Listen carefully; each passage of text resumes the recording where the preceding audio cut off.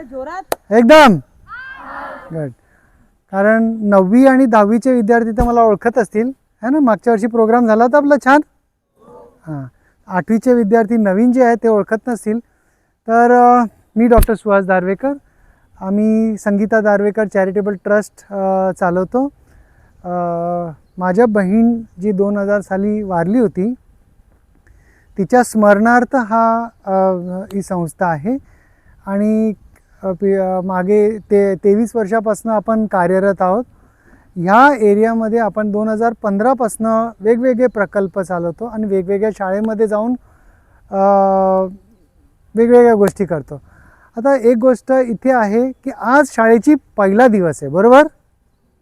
किती लोकांनी नोटबुक विकत घेतलेत? ठीक आहे. तर बरेचसे लोक असे पण असतील की ज्यांना वया थोड्याशाच विकत घेतल्या असतील किंवा कोणीतरी दिल्या असतील. तर आज आपण वयाचं वाटप करणार आहे. ठीक आहे, म्हणजे तुम्हाला पूर्ण वर्ष अभ्यास चांगला करता येईल. त्याच्यानंतर दुसरा एक प्रकल्प हे आहे की कदाचित पुढच्या आठवड्यात आम्ही येऊन निबंध घेणार आहे 8वीच्या विद्यार्थ्यांना. ठीक आहे, पुढच्या सोमवारी तयारीत राहा. निबंध येणार आहे. विषय काय असेल? सोप्पा असतो, तुमचे शिक्षक सांगतील काय विषय असतो तो, पण विषय ऑन द स्पॉट देणार. निबंध का लिहायचा? निबंध लिहिल्यानंतर तुम्हाला सायकल मिळणार नवीन. इकडे आहेत दिसतात सायकल, आज काही सायकली आहेत तिकडे. हां, सायकल देणार. ते तिसरा, आपण मागच्या वर्षी एक छान प्रोग्राम घेतला होता वयात येताना, बरोबर आहे? 9वीच्या पोरांना वगैरे आठवत असेल, बरोबर? 9वी 10वी आठवत आहे? येस. चाइल्ड हेल्पलाईन नंबर काय होती?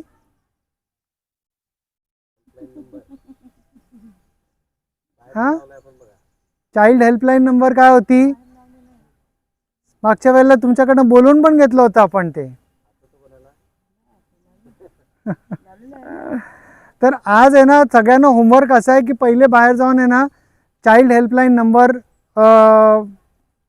पाठ करून घ्यायचे. एकदम बरोबर आठवलं पाहिजे. पुढच्या वेळेला विचारलं तर सगळ्यांना सांगता आलं पाहिजे.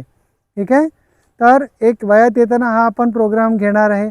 आणि असे बरेच वर्षभर आपले वेगवेगळे प्रोग्राम चालूच असतात या शाळेमध्ये, दुसऱ्या शाळेमध्ये. ह्या सगळ्या प्रोग्राम करण्यात मागचं कारण काय आहे?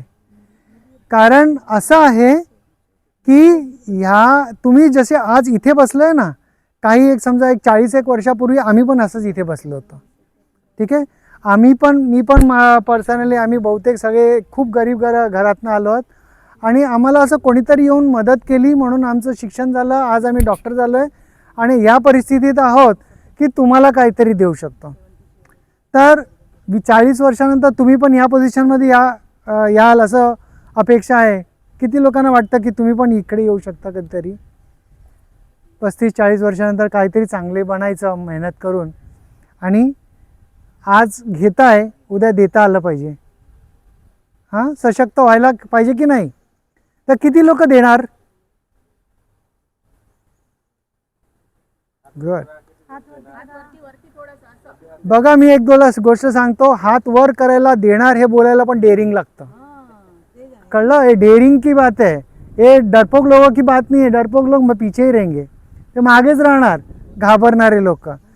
जे लोक आहेत ना स्ट्रॉंग असतात, तो हरकत नाही. जे लोक स्ट्रॉंग असतात मनाने, ते लोकच पुढे जाऊ शकतात आणि ते लोकच इतिहास बनवतात. ठीक आहे. तर ह्या गोष्टी आतापासून तुम्ही आत्मसात करा. स्ट्रॉंग असलं पाहिजे मनाने, शरीराने स्ट्रॉंग तर असलंच पाहिजे. सायकली आपण देतो ते तुम्हाला शरीराने स्ट्रॉंग करण्यासाठीच देतो. ते एक तुमचं घरापासून इथे येण्याचं एक साधन तर असतंच, पण ॲट द सेम टाईम तुम्ही सायकल चालवून स्ट्रॉंग होत जाता, शरीर मजबूत होऊन जातं. उद्या तुम्ही काही करू शकाल. आज मी ऑलमोस्ट 60चा आहे, तरी पण ॲक्टिव्ह आहे. एवढे सगळं कार्य करत असतो. इथून दवाखान्यामध्ये आता 5 दिवस दवाखाना चालू असतो. इथे वेगवेगळ्या शाळेमध्ये जाऊन आपण कार्यक्रम करत असतो. याचं कारण एकच आहे, तब्येत सांभाळा. ठीक आहे. फिटनेस नॉन नेगोशिएबल आहे. ठीक, त्या गोष्टीमध्ये तुम्ही कॉम्प्रोमाइज करूच शकत नाही. तुमचा फिटनेस गेला तर तुम्ही जगामध्ये काहीच करू शकणार नाही. जर तुम्हाला सक्सेसफुल पाहिजे, माझे गुरुसारखा मी मानतो. त्यांनी एकदा सांगितलं होतं मला की सक्सेस पाहिजे ना, तुम्हाला लाईफमध्ये काहीतरी फार मोठं व्हायचं असेल तर पहिली गोष्ट मेहनत करावी लागते तुम्हाला, है ना. म्हणजे आता तुम्हाला पण शाळेमध्ये चांगले मार्क काढायचे असले तर अभ्यास करावा लागतो की नाही. तर मेहनत, हार्डवर्क फर्स्ट आहे. सेकंड काय आहे, तुम्हाला इमानदारी पाहिजे. बेईमानीने केलेल्या काही गोष्टी टिकत नाही आणि चालत नाही, ठीक आहे.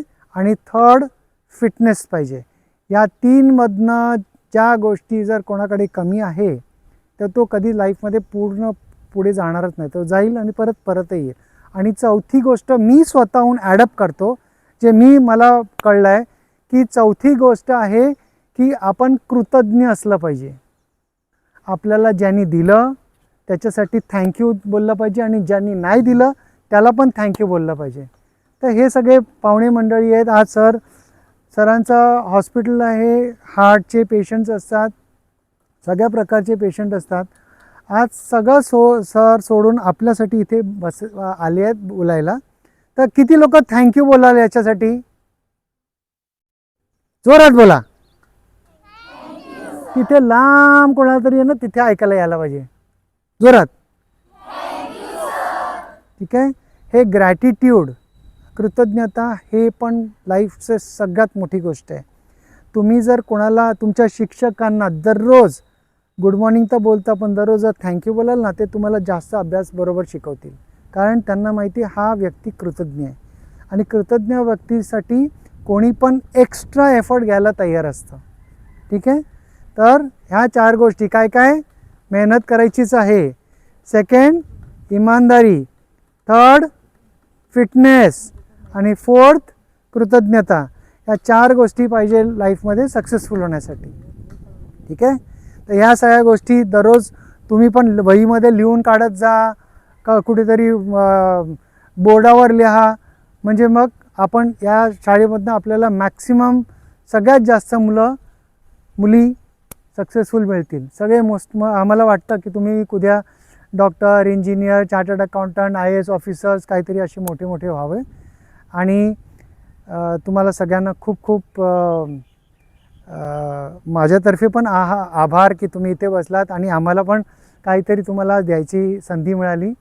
आणि तुमच्या फ्युचरसाठी खूप खूप आमचे प्रार्थना आहे. सगळेजण खूप मोठे व्हा, खूप छान करा. तुमचं स्वतःचं नाव, तुमचं घराचं नाव, तुमचं शाळेचं नाव, तुमचं गावाचं नाव उज्ज्वल करा.